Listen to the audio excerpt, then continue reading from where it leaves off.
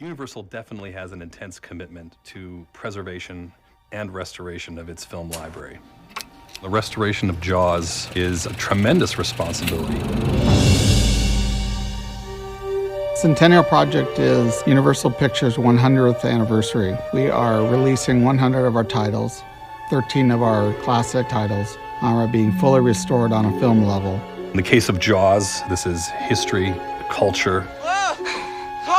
What's exciting about this digital age, where we're able to restore these movies, we can bring these classic movies back to life in a way that makes them more vivid than even we remember them when we went to the cinema to see them.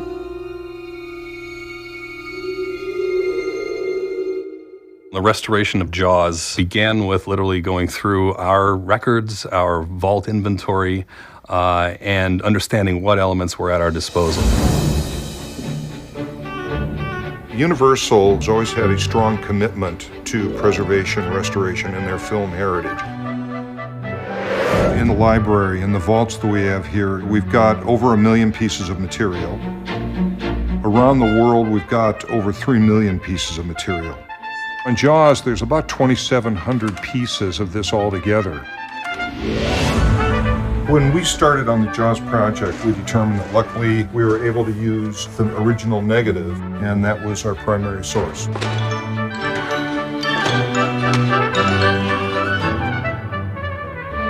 Working with a negative is always going to get you better resolution, but passes on the element add up. Hold up! What? The negative of Jaws was pretty crummy. It was pretty bad. The first thing we want to do when we have that element, we want to make sure that all the perforations are correct, we don't have any tears. Many sections had vertical scratches running through significant portions of the film. Come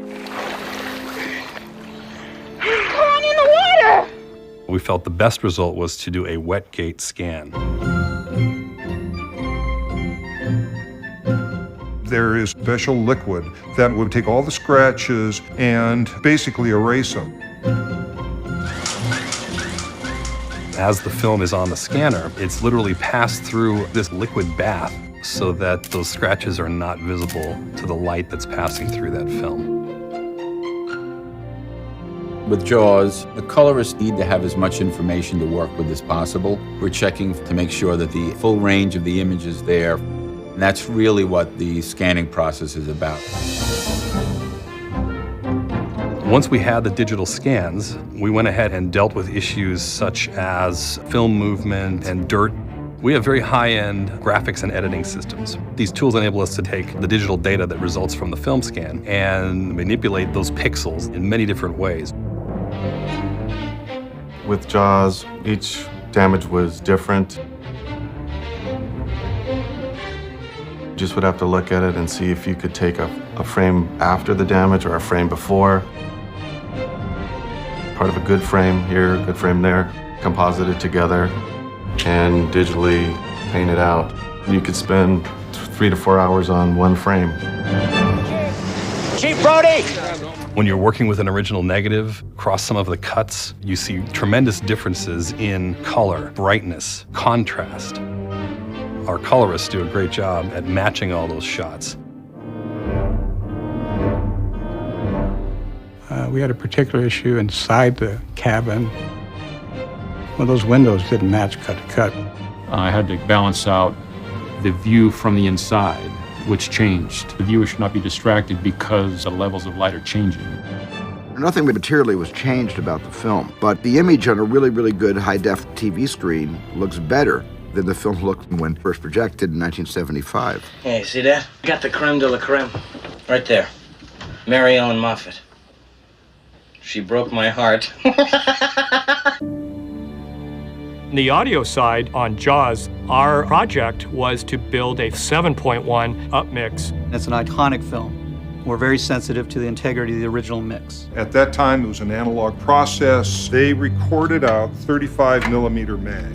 We're taking all that sound information and adding additional channels to it. That process consists of taking the original dialogue, music, and effects mono tracks and realizing that we're now going to place it in a 7.1 audio codec.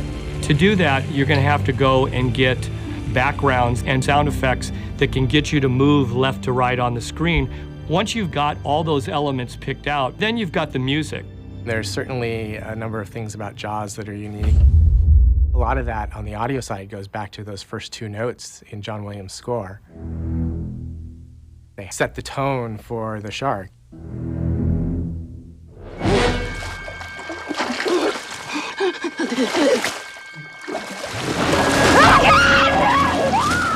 Throughout the film, you don't necessarily see the shark, but you hear those notes. And so the sound really drives that film.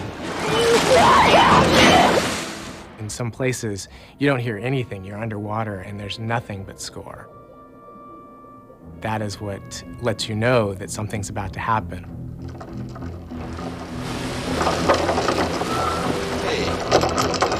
Hey, he's taking it, he's taking it, he's taking it. Hey, hey, go, go, go, go, go, go.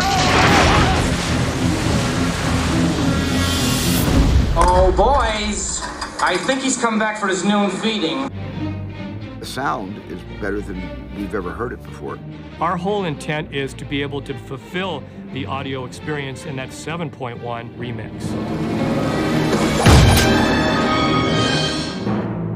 They put kind of a dinosaur sound when the shark is sinking at the end of the film, and you're going to hear it better. It doesn't overpower anything, it's just going to be a little more audible to the ear now. The outputs of this process are both film and digital. We are storing high-resolution digital files as well as recording a new negative. We do both because digital files, while they are convenient to work with and they allow us a wide range of options, for an archival means, we still want a piece of film to put away. This is our cultural heritage. It is very important to preserve the physical film, the 35mm film and the negative. Film is a known commodity. We can put that on a shelf and store it in the proper conditions, and that thing will last 100 years plus. It's the movie that people remember. It's just really crystal clear and very vivid. I've quite honestly never seen this level of commitment. We are very passionate about Jaws, and using the tools that we have, it allows us to get the best possible restoration. There's something else out there. What is it? It was a shark.